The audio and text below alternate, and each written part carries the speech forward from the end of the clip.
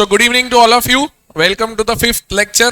As far as I know, fifth है, sixth है, याद नहीं है, but yes, we started and discussed things. Hey, बस. So tell me one thing. Strategies are partly proactive, partly reactive. Correct or incorrect? Proactive on account of identified opportunities and threats. Reactive on account of unknown, unanticipated developments. Strategic management will require how many levels of strategy? 1, 2 या 3? Identify the level which I am telling you.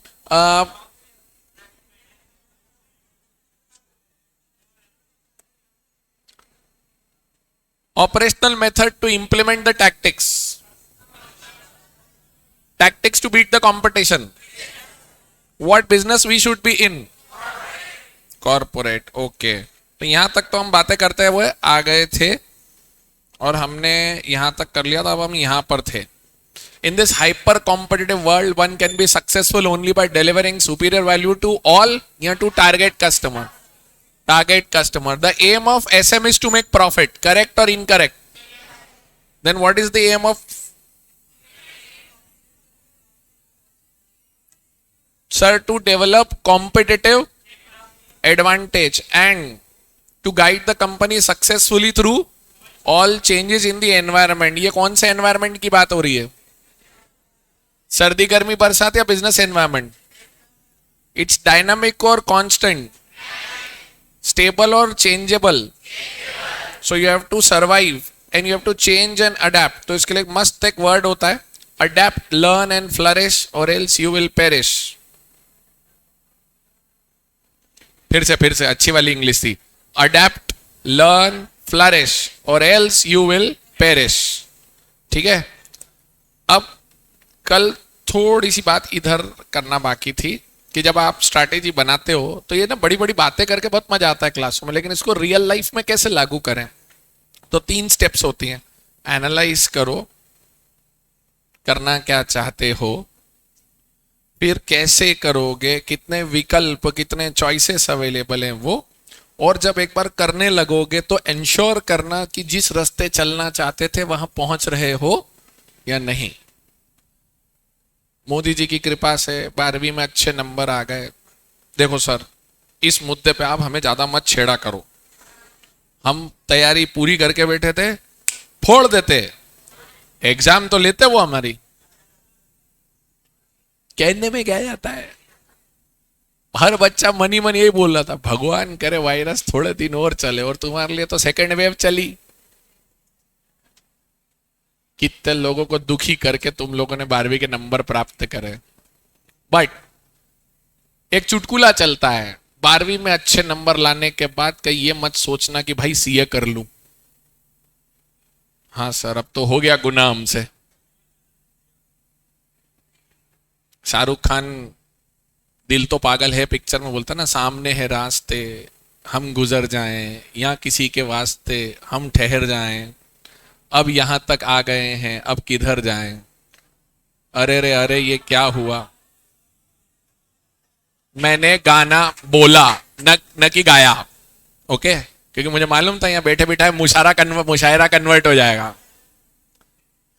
तो अब यहां तक आ गए हैं अब किधर जाएं, वो गाना है ना, अरे रे अरे ये क्या हुआ, मैंने ना ये जाना. तो अब आपके साथ वही वाला हाल है, आ गए यहाँ पे. तो सबसे पहले अपनी सिचुएशन एनालिसिस करो. ए यार, तुम है ना मेरी हर बात को सीरियसली लो, मैं बातों बातों में पढ़ाता हूं.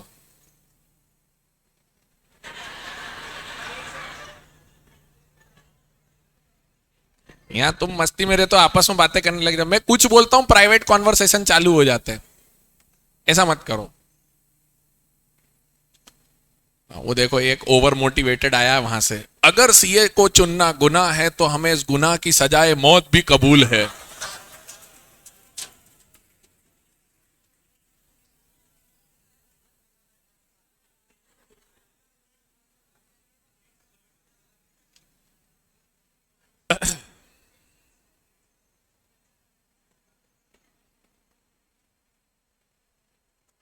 सर आपने, मतलब मेरी स्टोरी ये थी कि जब मैंने घर में अपने इरादे जाहिर करे थे कि मैं सीए करना चाहता हूं, तो उस समय अश्नीर ग्रोवर तो नहीं था, पर हमारे रिश्ते, क्या कर रहा है तू, अच्छे अच्छों से नहीं हो पाता. ना मैं तो करूंगा। तो काफी जद्दोजहद पर अपने पिताजी बिल्कुल क्लियर थे, क्योंकि पिताजी ने खुद के समय एजुकेशन कॉम्प्रोमाइज करी थी फॉर सरकमस्टांसेस। तो बोले बेटा पढ़ो लिखो, नहीं तो सिंधियों के बच्चे जनरली पढ़ते हुए नहीं। मैं आज से 15-17 साल पहले की बात बोल रहा हूँ। मतलब I passed out my school in 96, so it's been almost 25 years now. Doesn't seem feel to me like, मेरे को लगा कल ही पास हुआ, बट निकल गए 25 साल। तो ही सेट बोले तेरे को करना है तो कर, तेरे को मैं ग्रेजुएशन तक का टाइम देता हूँ, तब तक तू किसी जगह पहुंच गया तो ठीक, नहीं तो फिर तेरे को वो काम करना पड़ेगा जो मैं बोलूंगा। So I was given a timeline of 3 years after 12th। मैं ठीक है, तो अब अपन ने सोचा अपन सीए करेंगे। अब सवाल आया कैसे करेंगे। तो सिचुएशन हो गई हमारी कि I have to do chartered accountancy. अब चार्टर्ड अकाउंटेंसी करने की बात है तो फाउंडेशन, इंटर और फिर फाइनल पता चला कि भाई ये 3 स्टेप्स हैं। कोचिंग क्लासेस अवेलेबल हैं, ऑप्शंस अवेलेबल हैं। आज की तारीख में आपके पास online, offline, hybrid mode, multiple options are available. तो you analyse all your alternatives कि मेरे को करना है। अब आपके जो डिफाइंड गोल्स होंगे वो कैसे होंगे। पहले मैं फाउंडेशन पास करूंगा, फिर मैं इंटरमीडिएट पास करूंगा, फिर मैं एक अच्छी सी आर्टिकलशिप करूं ताकि बढ़िया एक्सपोजर मिले, और फिर मैं फाइनल्स में पहुंचूंगा generally. So my situation is I have to do chartered accountancy. My goal number 1 is to clear foundation. Right now you are on goal number 2 to clear your intermediates. So you analyze various alternatives. There are multiple options available in the market. You chose Nahata Academy, and we will try our level best to justify that you made a right choice by our own sheer hard work and commitment towards getting you the best marks. Then you finally decide कि मेरे को इधर से class करने का है. So this once you decide, right now what you are doing, you are a part of that decision. You are implementing that decision for next 6 months. Yes or no? And once you implement it and you appear for exams, and then you clear your exams, so then you again come to a new situation saying, boss, I am now CA intermediate clear, I am a CA finalist, now I need to see a good articleship. So basically you are entering into a circle. Situation analysis, 1 साल पहले CA करूंगा, goal CA foundation, analyze the alternatives, multiple coaching classes available, selected one, take a decision, implement it, cleared the CA foundation, new situation, where to pursue intermediate, situation analysis, goal CA intermediate, analyze the alternatives, decide one, implement. Once you clear, again you come to a situation, I have cleared my CA intermediates, now I am into CA finals, I have to select an articleship. SGADI, क्या बोला मैंने? SGADI. S situation analysis, G goals, A analysis of alternatives, D decision making, I implementation. SM की गाड़ी, SM की, S for situation analysis, G for goals, A for analysis of alternatives, D for decision making, I for implementation. ये रही.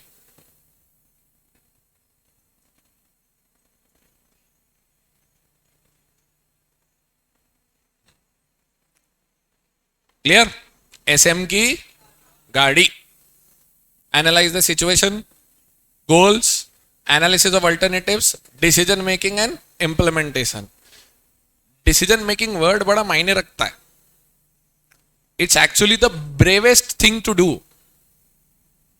किसी भी जगह, मतलब सुबह उठ के ड्रेस भी तो सिलेक्ट करना डिसीजन मेकिंग है.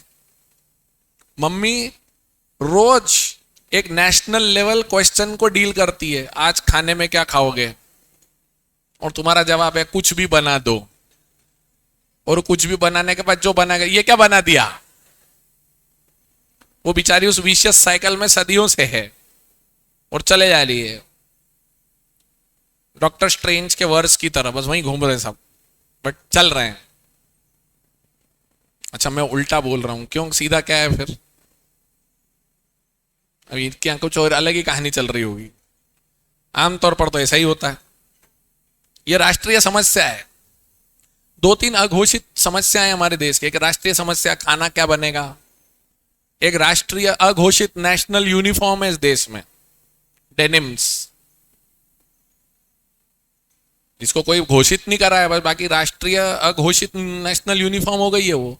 देखो उल्टा अपन क्लास के अंदर ही सर्वे कर लें अभी के अभी, कितने लोग ऐसे हैं जिन्होंने पेयर ऑफ डेनिम्स नहीं पहना है अभी।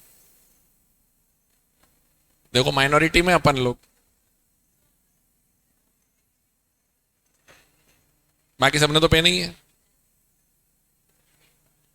ये तो हाथ खड़े करेंगे, ये तो बरमूडे टी शर्ट वाले हैं सारे के सारे, ऑनलाइन वाले तो अभी कैमरे चालू करा दूंगा तो अभी शर्ट लेने दौड़ेंगे इधर उधर।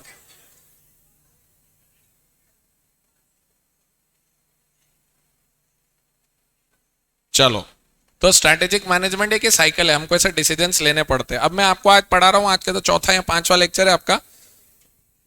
तो द स्ट्रैटेजिक मैनेजमेंट जो वर्ड है, जिसका सब्जेक्ट पढ़ रहे हो, उसकी डेफिनेशन है आज अपने पास डिस्कशन के लिए। स्ट्रैटेजिक मैनेजमेंट की डेफिनेशन ये रही सर। स्ट्रैटेजिक मैनेजमेंट, पहले मैं एक बार पूरी डेफिनेशन बोल रहा हूं, फिर मैं उसी को पॉज कर करके बोलूंगा, तो ये कीवर्ड्स पकड़ेंगे अपन लोग उसमें, ठीक है। इसमें 7 कंपोनेंट हैं छोटे छोटे। ये छोटे छोटे आगे चल के अगले चैप्टर में एक एक पेज के जितने बड़े हो जाएंगे, एक एक कंपोनेंट को समझाएंगे वो।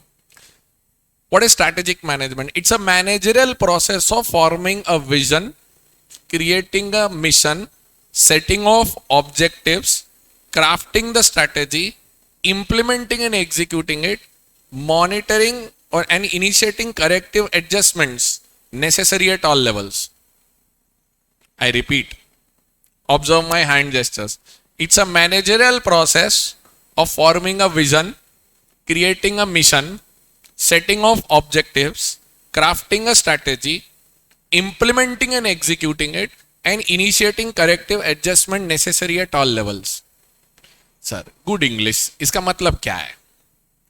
पहला, मैनेजरियल प्रोसेस, मतलब ये आपका वर्कर कर पाएगा क्या, कि टॉप लेवल चाहिए? क्योंकि स्ट्रैटेजी बनाना हर एरे गेरे का काम नहीं है, दिमाग लगाने वाले लोग चाहिए। तो मैनेजरियल मतलब थोड़ा हाई लेवल मैटर है। तो कॉर्पोरेट बिजनेस फंक्शनल में स्ट्रैटेजी बनाने वाले लोग कहां मिलेंगे तुम्हें? सिर्फ कॉर्पोरेट, सिर्फ फंक्शनल, या सब जगह, या कॉर्पोरेट बिजनेस में? 2 लेवल पे मिलेंगे, फर्स्ट और सेकंड, कॉर्पोरेट और बिजनेस में। सो मैनेजरियल प्रोसेस, अब 3 वर्ड बोल रहा हूं, forming a vision, creating a mission, setting of objectives. ये 3 शब्द 3rd चैप्टर में 4 4.5 पेज के हैं। भरोसा है या चेक करोगे? करना पड़ेगा भरोसा, मैं सही बोल रहा हूं। ये 3rd चैप्टर पूरा एसएम प्रोसेस को तोड़ तोड़ के समझाएगा। विजन क्या होता है? Vision, V stands for vision, V stands for विचार। अब ये विजन बेसिकली क्या होता है कि मेरे दिमाग में कुछ है कि ऐसा होना चाहिए। अब ये विजन सबको नहीं आता है, ये विजन कुछ महत्वाकांक्षी लोग, डेयरिंग लोग होते जो मेरे को करना है ऐसा कुछ।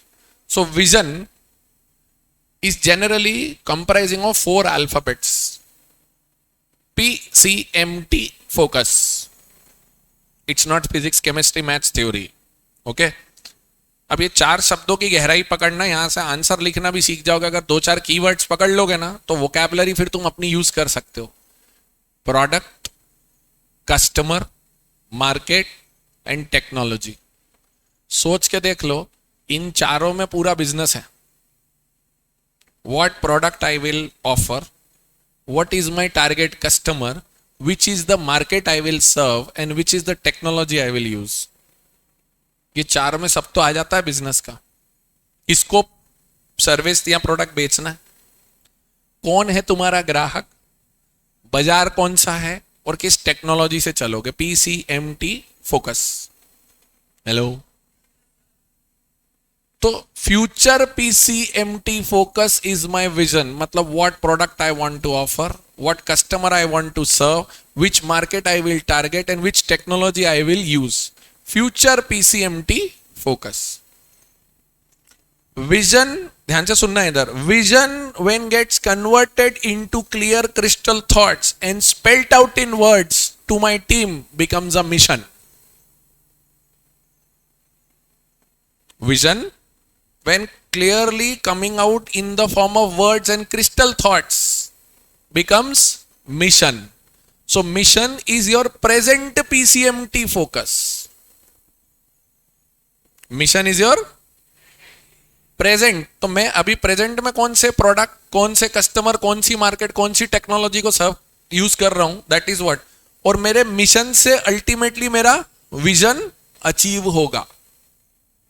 We for vision, V for विचार, M for mission, M for मकसद. और उस मिशन को चलाने के लिए मैं छोटे छोटे अचीवेबल परफॉर्मेंस टारगेट्स बनाता हूं. वो कहलाते मेरे objectives. So what are objectives? Objectives are broken down specific performance targets to be achieved in a particular sequence to achieve your mission which is going to cater to your vision. सबसे नीचे कौन? सारे objective जोड़ा तो क्या बना? Mission. कहां तक लेके जाएगा? विजन. आपके सीए एंगल से समझाता हूं. सर मजा नहीं, लाइफ मांगता है, पैसा मांगता है, इज्जत मांगता है, फ्लेक्सी वर्किंग आवर्स मांगता है, दुनिया घूमना है, कंपनी के खर्चे पे मम्मी पापा को बर्डन नहीं आना चाहिए, और अब भी काम करूं या बाद में काम करूं, ऐसा करियर मांगता है. ये चार्टर्ड अकाउंटेंसी करके दे सकता है. तो ये तुम्हारा विजन है.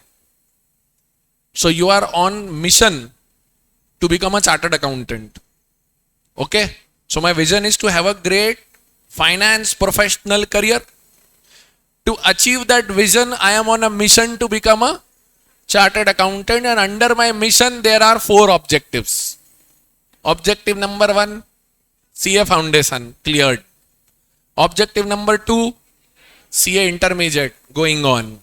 Objective number 3, sir, happening in a sexy articleship, sir, which helps me enhance my brain as well as powers my social media profile also, working at this place. Correct. And then passing CA finals. 2 Laila से मिलना है तुमको, एक inter और एक final, और लैला तेरी ले लेगी तो लिख के ले ले. Correct. So objectives are specific performance targets. Hello, क्या हो गया? Specific performance target. तो विजन क्लियर. तो सबसे बड़ा क्या होगा? विजन. विजन से मिशन से पक्का. तो managerial process of forming a vision, creating a mission, setting of objective. अब क्या होगा? अब ऑब्जेक्टिव बन गए तो अब इंप्लीमेंट करो. और जब आप इंप्लीमेंट करोगे तो जैसा आपने सोचा है वैसा होगा क्या? ऐसा तो कहीं नहीं होता सर. इसलिए तो बोलते हैं चाहने और होने में बहुत फर्क है, और चाहने और होने के फर्क को जिंदगी कहते हैं. यस और नो? कल ही तो बोला था. आधे बच्चे वाह में भूल गए, मेन तो याद रखना था. सो अब जब इंप्लीमेंटेशन होगा तो करेक्टिव एडजस्टमेंट्स आएंगे. जब आप लागू करोगे तो करेक्टिव एडजस्टमेंट्स आएंगे. अब एडजस्टमेंट करेक्टिव किस में होंगे? विजन में, मिशन में, ऑब्जेक्टिव में, या तीनों में हो सकते हैं.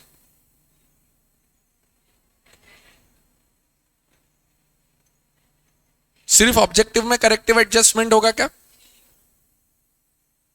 यहां हो सकता है आपको थोड़े दिनों बाद रियलाइज हो, भाई अपन गलत आ गए भाई. हाँ सर, ऐसे ख्याल तो अभी से आने लगे हैं, पर दिलो दिमाग की लड़ाई में समझ में नहीं आता किसकी सुने. ऐसे आता है कि आपको ख्याल में गलत फंस गया हूं. आते हो तो घबराना मत. मेरे को 6-7 बार छीए छोड़ चुका था मैं करते करते. अगर आपको ऐसे ख्याल आते हो घबराना मत, ऐसा होता है. तो आप सीए छोड़ भी दोगे फिर वापस आओगे, क्योंकि आपको बेसिकली मेहनत करने की ऐसी आदत पड़ जाएगी आप वेले बैठ नहीं सकते. आप अपने दोस्तों से मिलो जरा जिन्होंने आपके साथ सीए नहीं करा है. आप उनको देख के तरस खा रहे होगे, क्या कितनी फुर्सत है इनके पास, क्या करते क्या. Man go get a life.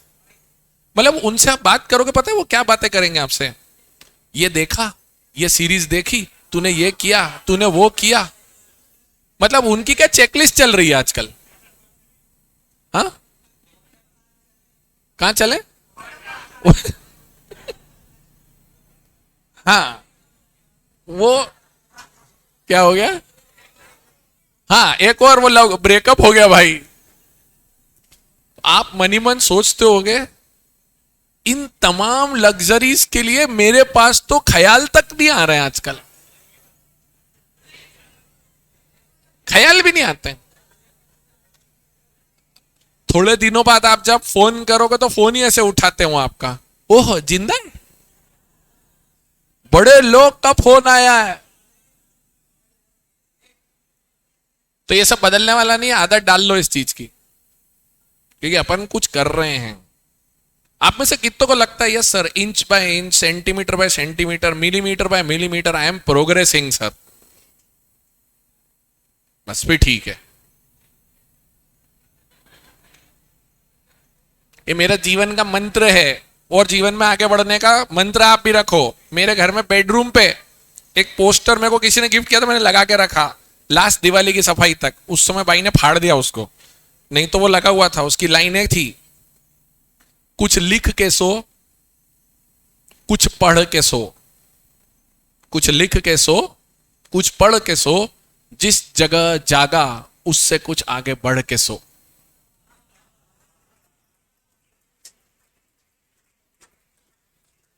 Bloody read anything, do something, but every day, every hour what you invest here, beta, you are accumulating 1 mark, 1.5 mark, 2 mark.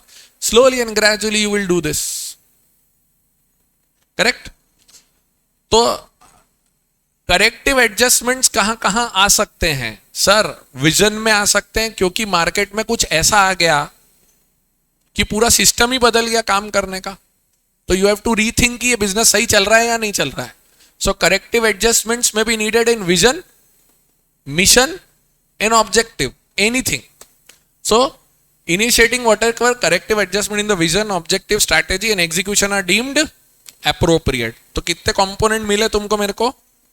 1 2 3 या 7? देखो, रेफर्स टू अ मैनेजरल तो आया सबसे पहले number 1, managerial process of forming a vision, creating a mission, setting of objectives, crafting a strategy. हम strategies make करते हैं या craft? Difference between make and craft?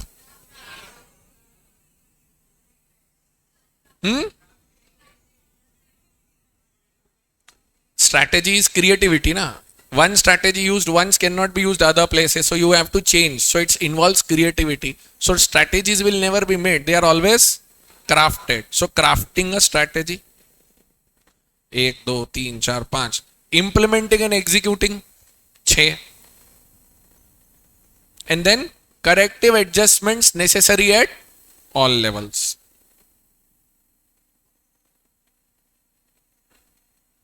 सात कंपोनेंट्स हैं।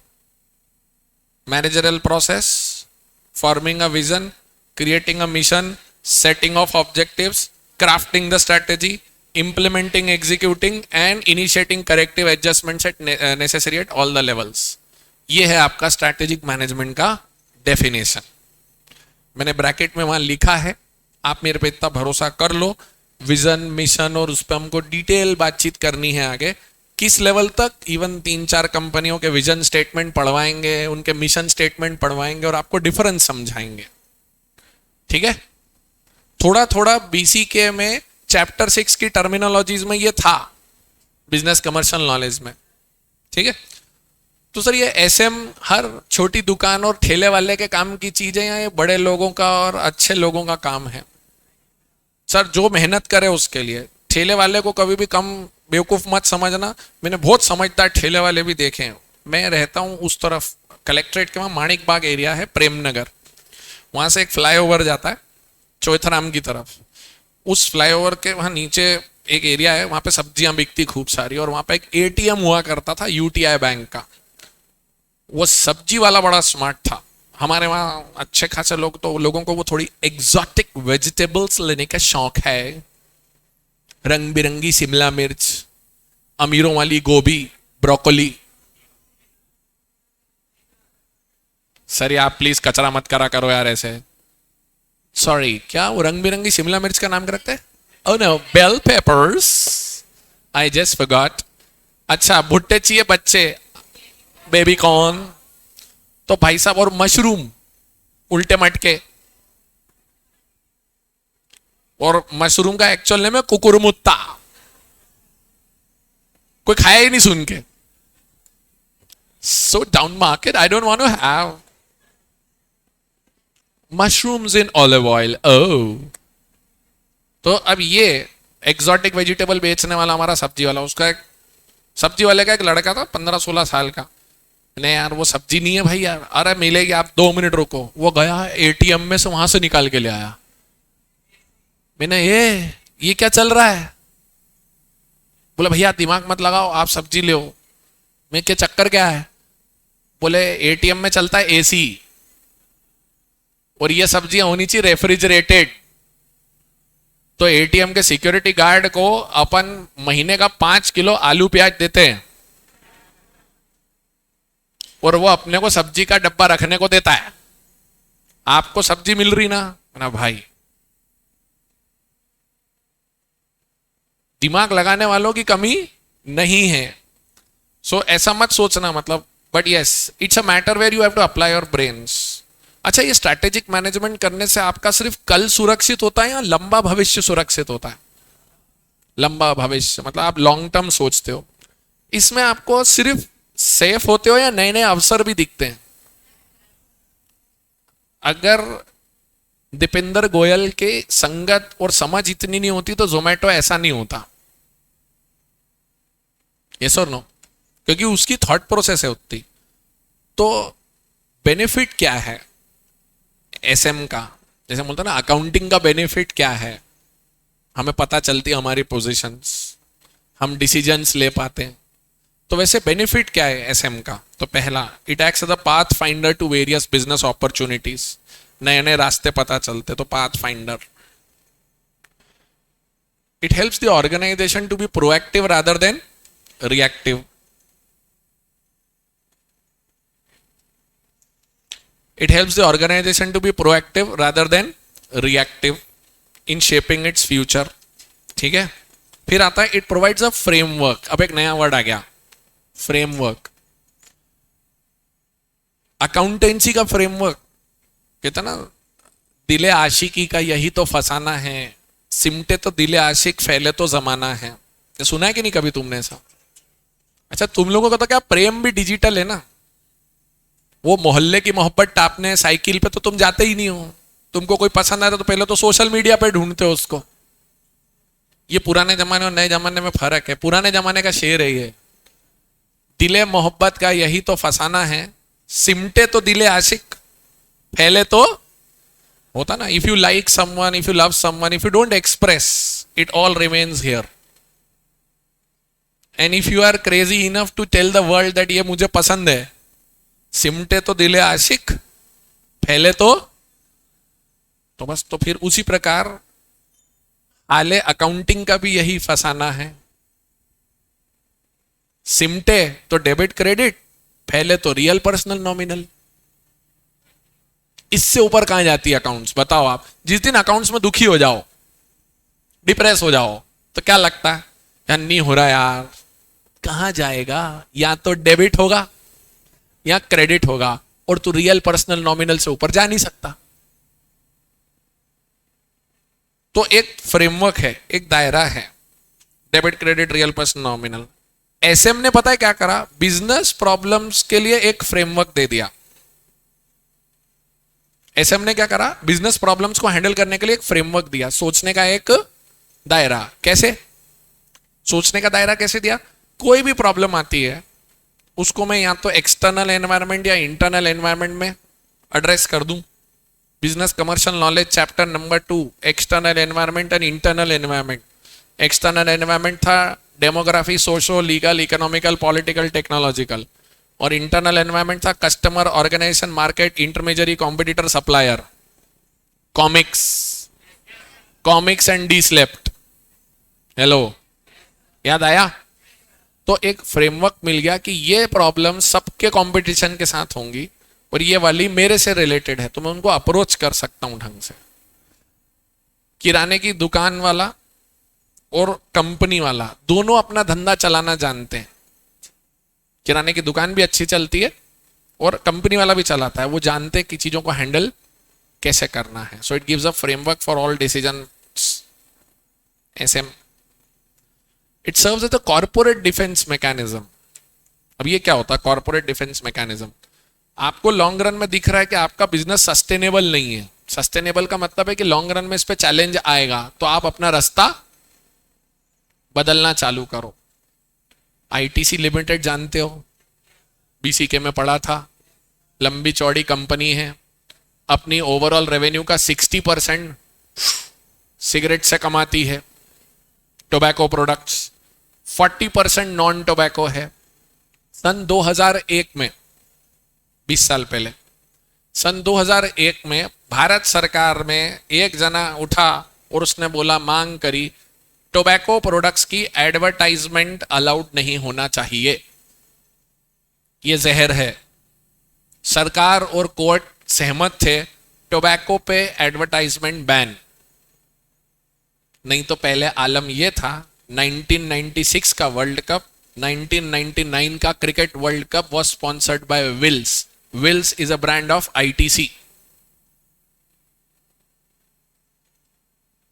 दिस लेवल नहीं, 96 का था, हाँ सॉरी, 92 तो बेंसन एंड हेजेस था, वो उधर था ऑस्ट्रेलिया में, 99 इंग्लैंड में था, 96 इंडिया में था, रिलायंस वर्ल्ड कप, और साथ में विल्स उसका स्पॉन्सर था। नहीं, 96 तो विल्स था, 87 वाज रिलायंस, सॉरी, यस।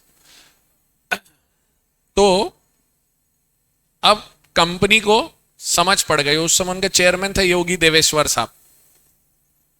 2001 में 450 करोड़ बजट था एनुअल एडवर्टाइजमेंट का। कंपनी का लेवल सोच लो, एडवर्टाइजमेंट बजट कितना था 2001 में? 450 करोड़। और 450 करोड़ से उसने डिसीजन लिया, हर साल ये खर्चा बच गया हमारा, तो अब हम इससे एक एक नया बिजनेस चालू करेंगे। तो आज आपको क्लासमेट, सनफीस्ट, होटल्स, मंगलदीप अगरबत्ती, एम माचिस, कैंडीमैन, बब्बालू च्युइंगम, उसके बाद आपका डार्क फैंटेसी, यिप्पी नूडल्स, पॉइंग, bingo, Tedhe Medhe, mad angles, ये सब वहां से निकल के आया है।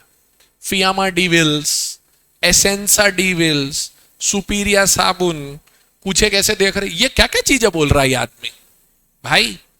किचन्स ऑफ इंडिया, 5 स्टार का खाना डब्बों में बंद, आप घर पे लाके खा सकते हो, बड़े ऑथेंटिक तरीके से पैक। ये सारे बिजनेस उसने चालू करें ऐसे।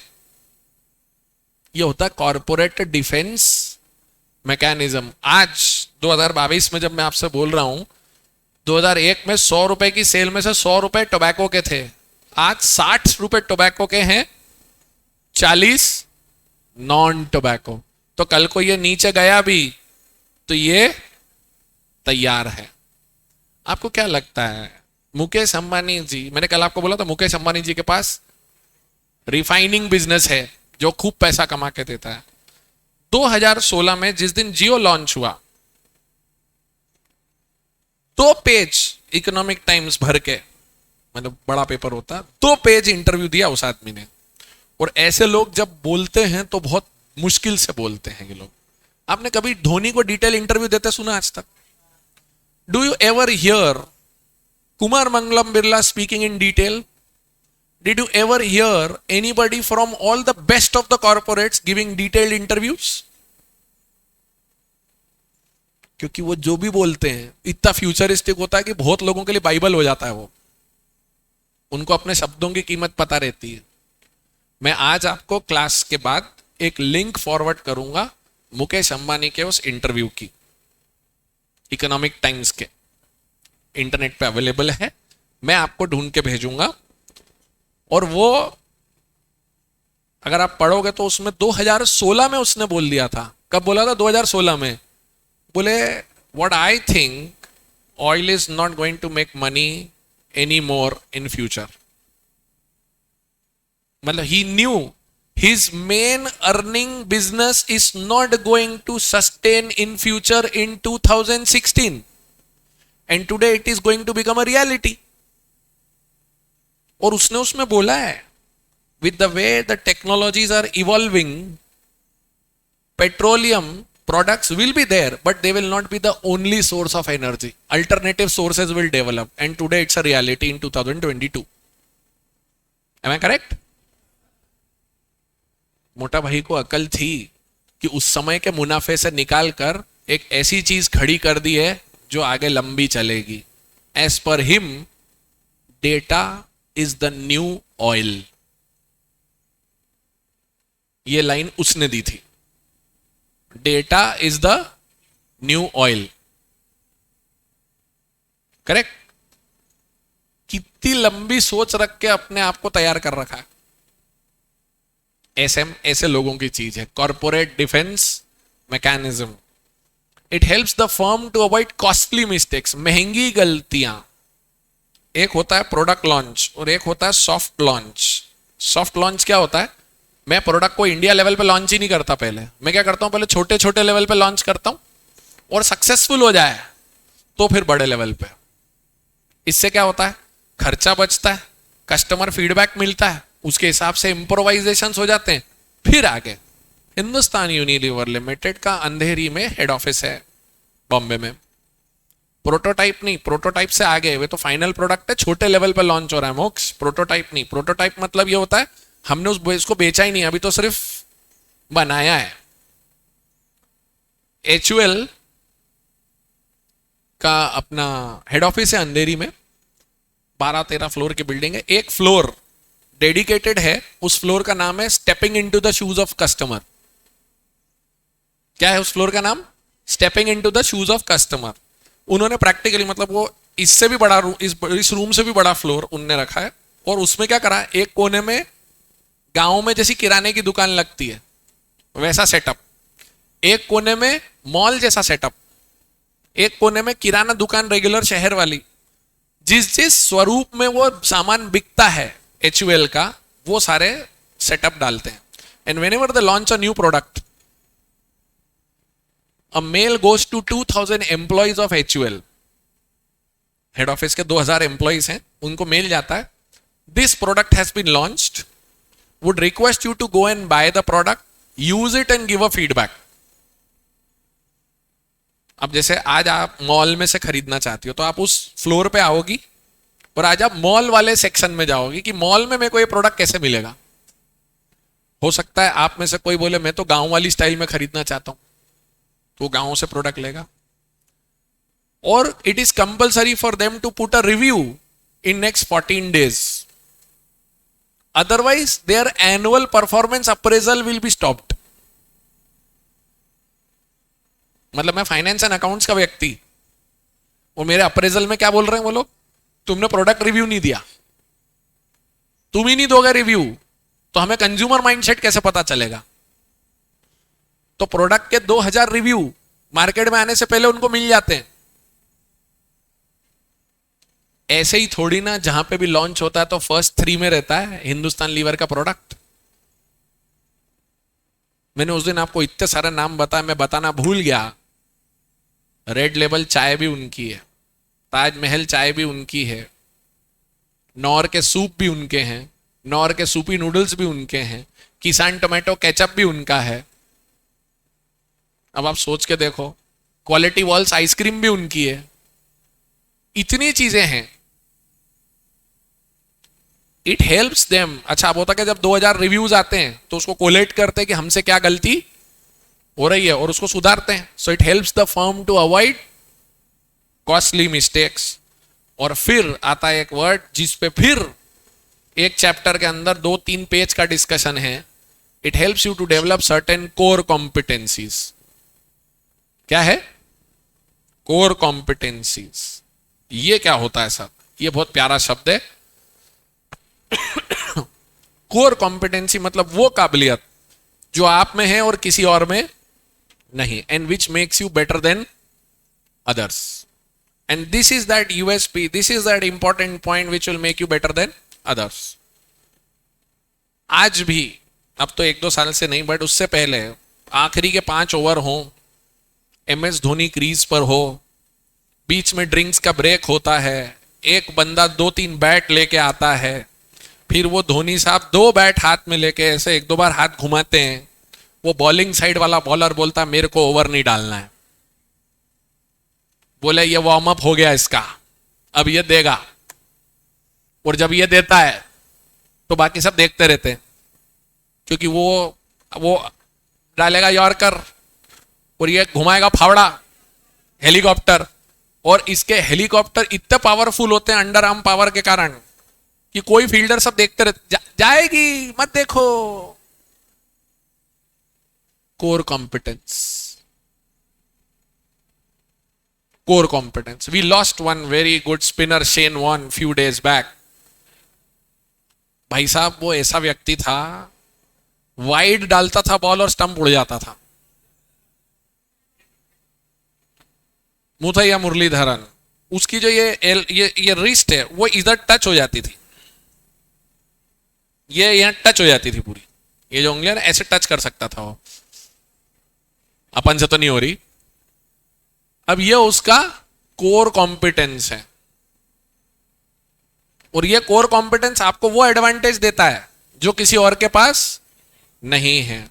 सचिन तेंदुलकर हाइट में कम है, वो उनका एडवांटेज बना कि वो जितनी ऊंची, जितनी लंबी चौड़ी बॉडी होगी उसको टर्न होने में उतना टाइम लगता है. यहाँ तो नैनो सेकेंड्स का काम होता है वहां पे, तो वो फट से टर्न होके हुक मार देता था. तो बड़े बड़े बॉलर इसको बाउंसर डालें तो यूं पुल शॉट खेल लेता था ये. Core competence. I love cricket, so I can give you more cricketing examples, but businesses में पार्ले अपने बिस्किट को जानता है कि मैं 5 रुपए में सस्ता बिस्किट दूंगा तो देश बिस्किट खाएगा. Core competence. तो आप जब बहुत सारा काम करते हो तो आप रियलाइज कर लेते हो मैं किस में अच्छा हूं, और रियलाइज करके जब आप उसमें एक्सेल करते हो तो वो कोई भी कॉपी नहीं कर पाता. तब आप होते हो एंड यू आर यूनिक. तो देखो क्या लिखता है, it has got to provide the organisation with certain core competencies and competitive advantage in its fight for survival and growth. SM is not just about projecting the future. It is not a forecasting job. It is concerned with ensuring a good future. सिर्फ बोलना नहीं अच्छा करेंगे, करके दिखाना है. When you develop your capabilities, अभी क्या होगा over the months, जब तुम ये रोज सुबह शाम बैठ के हमारी शक्लें देख के हमें कोसते पढ़ोगे, तुम्हारे अंदर, भले मैं तो क्लियर बोलता हूं, भले तुम सीए पास हो ना हो, पर ये जो मेहनत करने की काबिलियत अंदर आती है ना, वो आपको दूसरों से बेहतर बना देती है. It's been 15 years now I have been teaching. We have got greatest of chefs created from these classes. We have got greatest of graphic designers coming from these classes. We have got IRS commissioners coming from these classes. Sorry, मैंने उनको सोच के नहीं बताया, मैं आपको दूसरे बता रहा हूं. वेंकटेश अय्यर भी अपने यहाँ के स्टूडेंट रहे हैं. सो आप और उससे भी पूछो. और आप है ना, अभी थोड़े दिन पहले, शायद 5-7 दिन पहले, रचना फड़के रानाडे ने बोट वाले अमन गुप्ता का इंटरव्यू लिया है. 2 हफ्ते पहले ही लिया है. You know Rachna Fadke Ranade? She has got into limelight. She is a CA. She teaches stock market basics and all that. She took an interview of Aman Gupta, boat. Aman Gupta is a CA, you know that, na? So she asked, लोग बोलते CA करने से कुछ होता नहीं है. And then listen to Aman's answer. Aman clearly says that. बोले साहब, ये जितनी भी समझ चल रही है ना, उसके पीछे उसी मेहनत का नतीजा है. बोले we are able to think faster and better than others because of the hard work which we put in. ये कोर कॉम्पिटेंस आती है तुम लोगों के अंदर, और ये तुम जैसे बोध ग्रुप करने वाले मेहनत वालों के अंदर ज्यादा आती है. क्यों? क्योंकि दुनिया 400 को लेकर लोड ले रही है और तुम बोले आया 800। ये दम होता है और एक काबिलियत होती है। सी, आप एम तो बड़ा करो। आप 400 पी रहोगे तो देखना 400 वालों का भी लास्ट डे तक सिलेबस इनकम्प्लीट मिलेगा और वो घबराते हुए मिलेंगे। But once you stretch your capabilities you realise afterwards, ओबे अपने में इतनी काबिलियत थी क्या। ये होता है। आप में से कितनों को लगता है सर हमको लगता नहीं था कि हम इतना कर लेंगे पर हम कर पा रहे हैं। अभी से ही, अभी से ही लग रहा है ये और बढ़ेगा। ये होती कोर कॉम्पिटेंस। और अच्छा एक बात बताओ, कोई तुम्हारी मेहनत करने की काबिलियत कॉपी कर सकता है? नहीं। फिर ये कहीं भी किसी भी फील्ड में जाओगे तो होता है। कंपनियां भी यही करती है, एक प्रोडक्ट, एक सर्विस, एक लाइन ऐसी पकड़ो कि जो आपको दूसरों से कॉम्पिटिटिव एडवांटेज दिलाते। तो एसएम के इंपॉर्टेंस में क्या क्या हुआ? कुछ keywords, path finder, organization helps the organization to be proactive rather than reactive, corporate defense mechanism, it helps you to avoid costly mistakes, it provides you a framework for all major decisions, gives you core competencies which makes you better than others, and it's not a forecasting job, it's ensuring a good future for the firm. Yes or no? Exam में पूछा गया question 2-3 बार, significance of SM. Sir इतना हमने बढ़ाई कर दी SM की, अब थोड़ी बुराई भी करेंगे। लिमिटेशंस, लिमिटेशंस क्या है? ये सस्ता गेम है या महंगा पड़ेगा?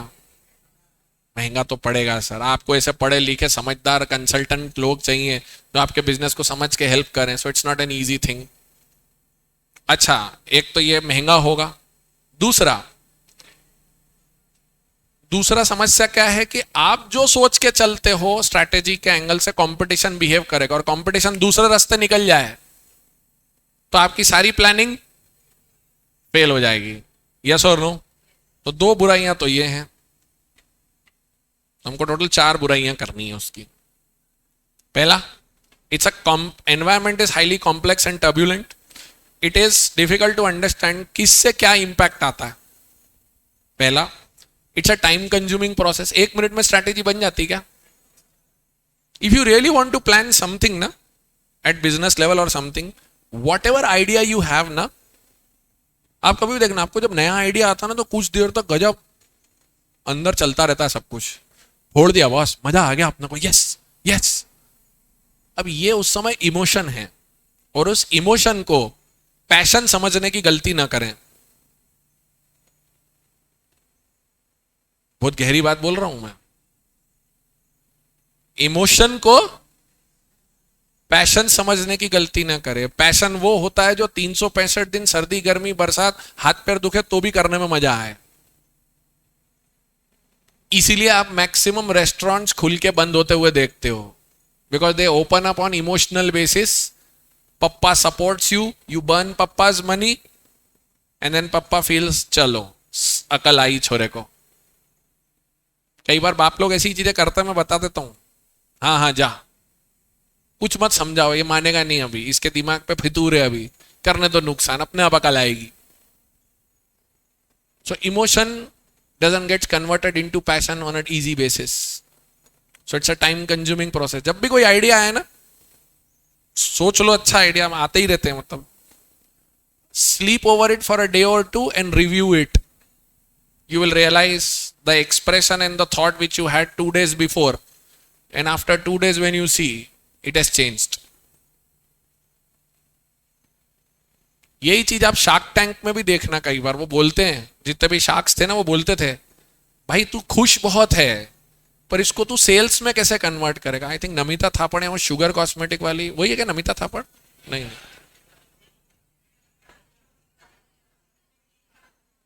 विनीता, कोई एक सीए है उसमें से, वो जो बार बार बोलती है आई एम आउट। मेरी एक्सपर्टीज नहीं है, I am out. Genuine chartered accountant disclaimer देना आते हैं तो वो लोग बोलते हैं कई बार, उसमें कुछ एक ऐसे आते हैं तो उनको वो क्लियरली बोलते हैं, बोले आप बहुत पैशनेट हो इस चीज को लेके, बट ये कन्वर्ट नहीं हो सकता into a business. I don't know if you have seen that pitch जिसमें वो मैगी के वर्जन्स क्रिएट करने आते हैं, हंग्री हेड्स। तो वो बोलता है, बोले आपने मैगी, उसने बोला मैंने मैगी पे 80 वेरिएशंस बनाए हैं। और उसमें वो अमन गुप्ता बोलता है, बोले आपकी टोटल सेल का 80% रेस्टोरेंट सेल है, 20% ऑर्डरिंग है। रीजन बीइंग मैगी की लिमिटेशन है कि वो घर तक पहुंचते पहुंचते हार्ड हो जाती है।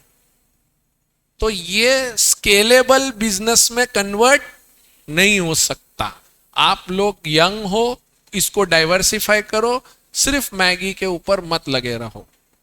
क्योंकि उस पिच को आपने देखा था तो उनका एक दोस्त का एक्सीडेंट हो गया था, उसकी डेथ हो गई थी, उसमें वो भी दिखाया उन्होंने कि हम उसको भी ध्यान याद रखते हुए पिच कर रहे हैं। हाँ, that's an emotion, converting your emotion into passion and passion getting into profession, not easy.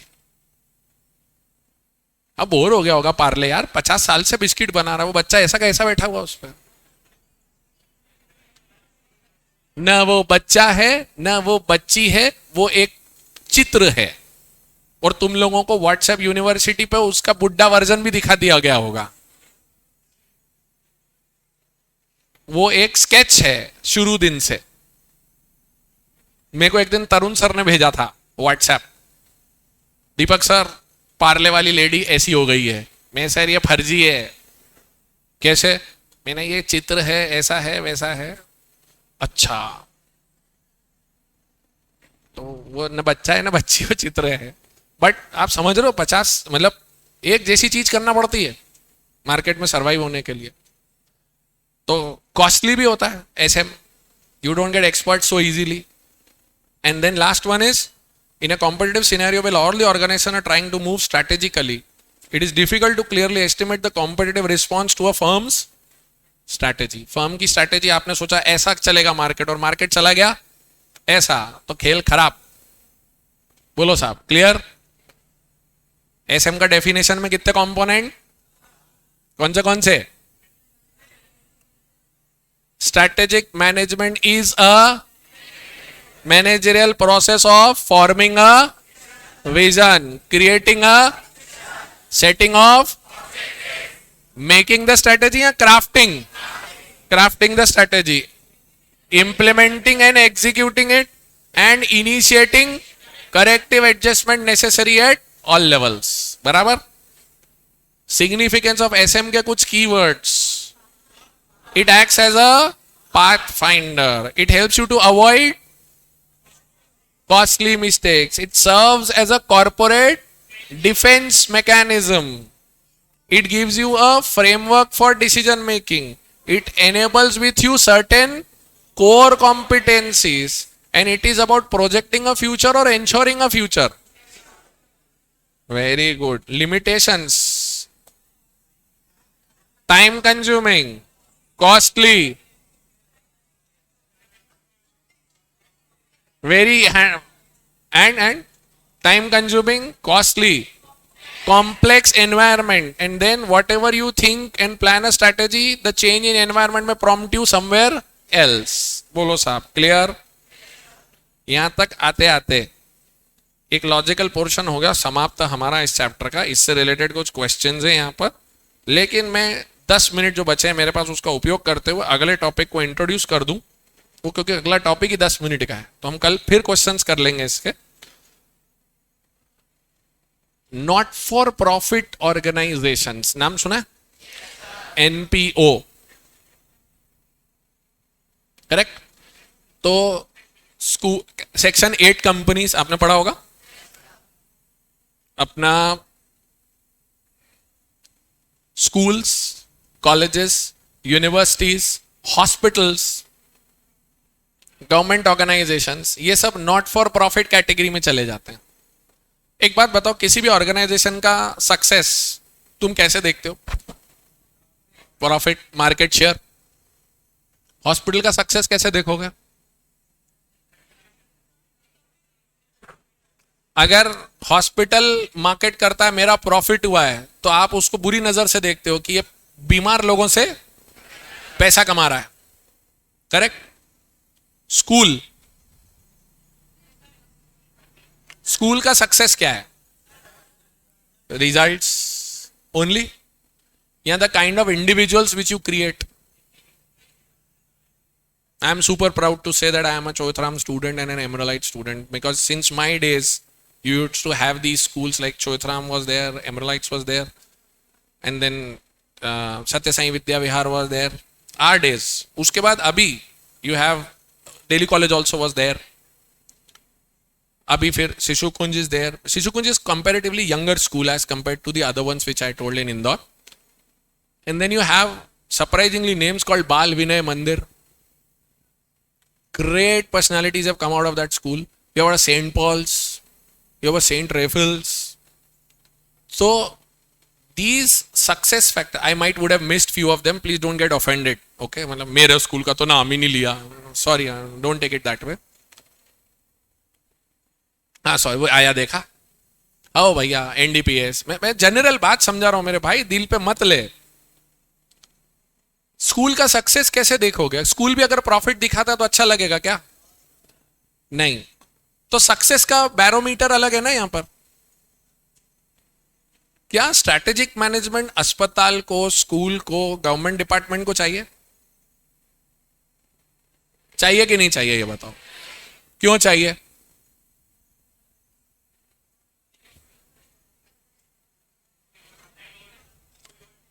देखो, मेन पर्पस स्ट्रेटेजिक मैनेजमेंट का प्रॉफिट कमाना है क्या? कि कॉम्पिटिटिव एडवांटेज है? तो कॉम्पिटिटिव एडवांटेज अचीव करने के लिए now as a hospital also you have to apply strategies. Why? If you get the best of the doctors, best of the equipment, then you need to position yourself that हम best इलाज देते हैं. Because it's a lot of investment getting all these things. Schools need to get the best of the students from best of the families so that they can groom better people. Colleges run scholarship schemes. Why? So that all the meritorious students come to them. वहां और लंबा view है. College क्या करता है? कोई सा भी कॉलेज चाहता है कि मैं सबसे बेस्ट बच्चों को अट्रैक्ट करूं, तो बेस्ट बच्चे और निखर जाते हैं वहां पे. कॉलेज उनको देता है स्कॉलरशिप, और जब वो बेस्ट बच्चा दुनिया में नाम करता है तो क्या बोलता है? मेरा कॉलेज कौन सा जिससे वो पढ़ा. तो वो जब पोजीशन पे पहुंचता है तो उधर का वह एलुमनाई है, तो वह एलुमनाई बन के वापस आता है और अपने ही कॉलेज से बच्चों को लेके जाता है जॉब्स के लिए. So now the college develops a cycle. It's a 10 to 15 year process. आप 5-10 साल तक अच्छे अच्छे लोग मेहनत करके निकालो, तो वो लोग जब सक्सेसफुल होते हैं तो वो अपने कॉलेज में वापस आते हैं, फिर नई बैच के बच्चों को जॉब पे ले जाते हैं, तो फिर उसमें से कुछ और निकलते हैं, फिर वो वापस आते हैं. So then it becomes a cycle. ये हार्वर्ड, ऑक्सफोर्ड, स्टैनफोर्ड, MIT, जितने भी बड़े बड़े सो कॉल्ड नाम आपने मैंने सुने, वहां पे 100% स्कॉलरशिप मिलती है अगर आप स्कोर अच्छा करते हो तो. क्यों देते हैं वो स्कॉलरशिप आपको? इसीलिए ताकि वो अगले कई सदियों तक हार्वर्ड बने रहें. उनको पता है 2-3 भी निकल गए ऐसे, वो इतना नाम कर देते कि आगे के एडमिशन ऐसे ही हो जाते हैं. तो कॉलेजेस को भी स्ट्रैटेजी लगाना पड़ती है. करेक्ट? उसके बाद अपना क्या कहते हैं, स्कूल्स को भी लगाना पड़ती है. गवर्नमेंट डिपार्टमेंट, उनको स्ट्रैटेजी क्यों चाहिए? वो तो प्रॉफिट कर ही नहीं रहे.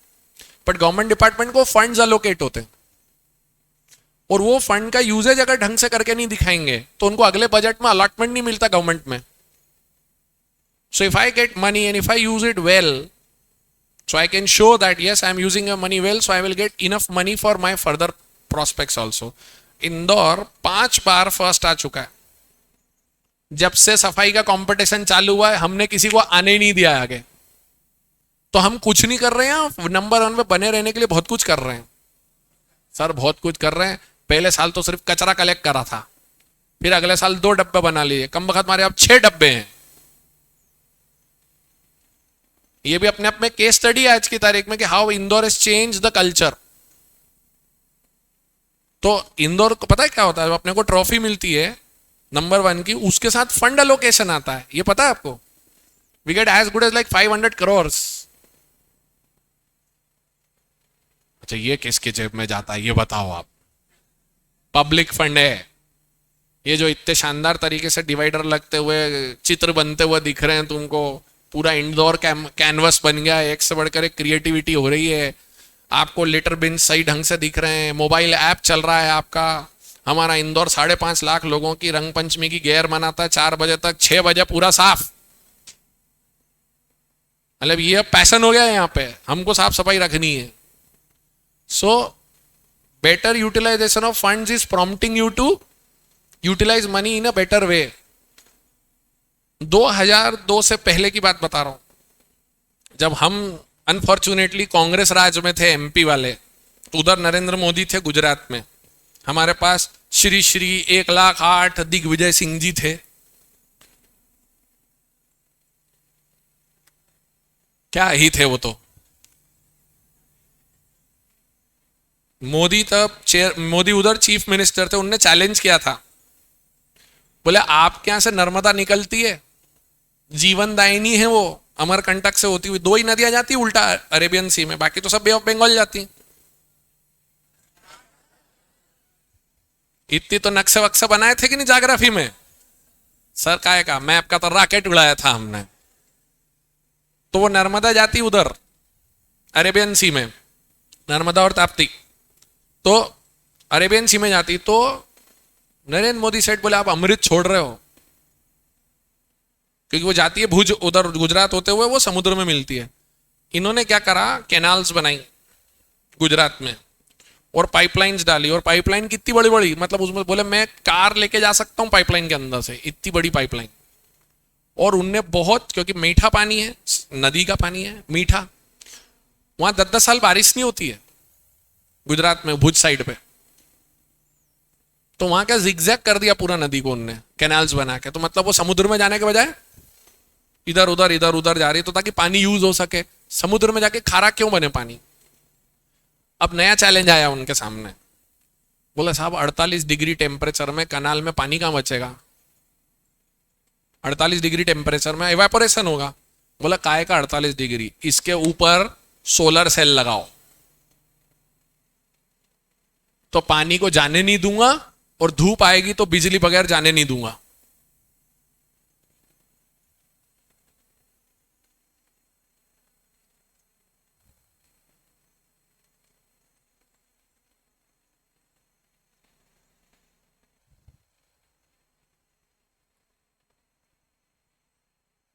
ऐसा आदमी चीफ मिनिस्टर रहते टाइम ऐसे काम कर रहा था, तो आज जो दिख रहा है वो उसका ट्रेलर ये था।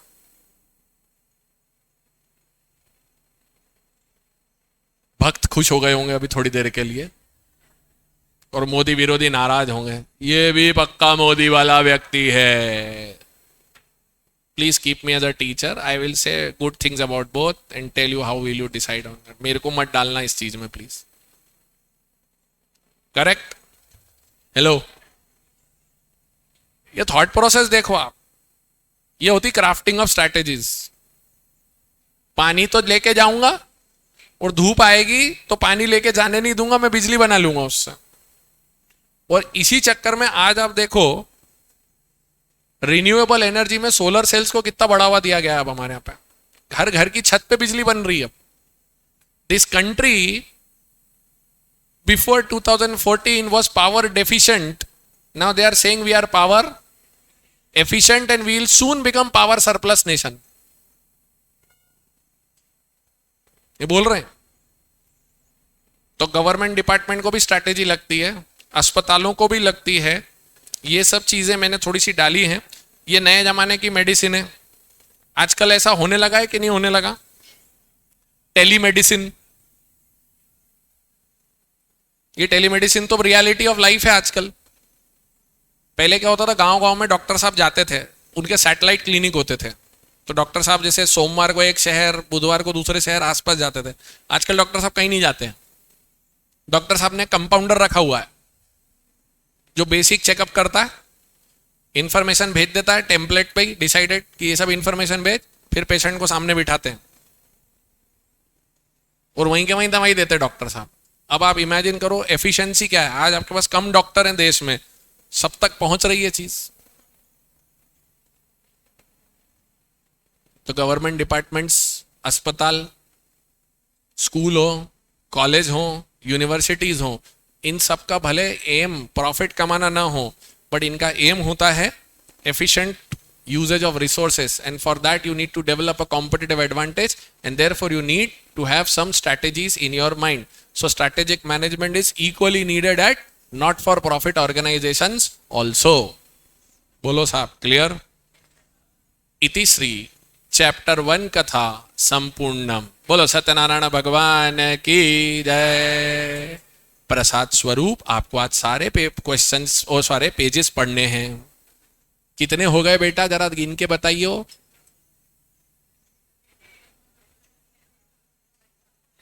टोटल चैप्टर 18 तक है ना? 18 तक आपके लिए समाप्ति हो गई। 18 पेजेस पढ़ने अब आपको। अब ये जो बच्चे ने अभी तक नहीं पढ़े, अब वो 18 का बर्डन आएगा उसके ऊपर, इसलिए बोल रहा हूं रोज 2-4 कल सुनो, कल पहले 10 से 15 मिनट चैप्टर 1 में इधर ओपन करके रखूंगा स्टडी मटेरियल का। You can ask meanings of few lines कि सर इस लाइन का क्या मतलब है, इस लाइन का क्या मतलब है, ये कल शुरू में हम करेंगे। और फिर क्वेश्चंस, और उसके बाद समय बचेगा, वील गेट इनटू चैप्टर 2। आपके ऐप में एमसीक्यूज एनेबल कर दूंगा मैं अब, ठीक है? एनेबल होते सही अगले 4-5 दिन के अंदर एक टेस्ट वेस्ट देने की तैयारी कर लो।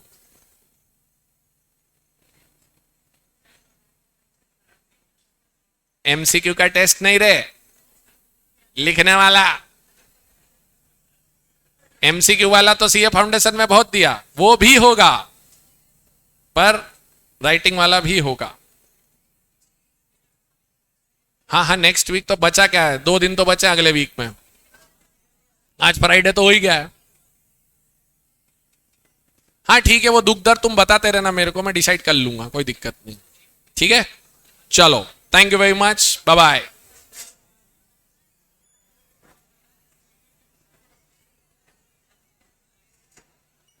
बेटा आज शाम को इनेबल हो जाएगा स्टडी मटेरियल, डोंट वरी।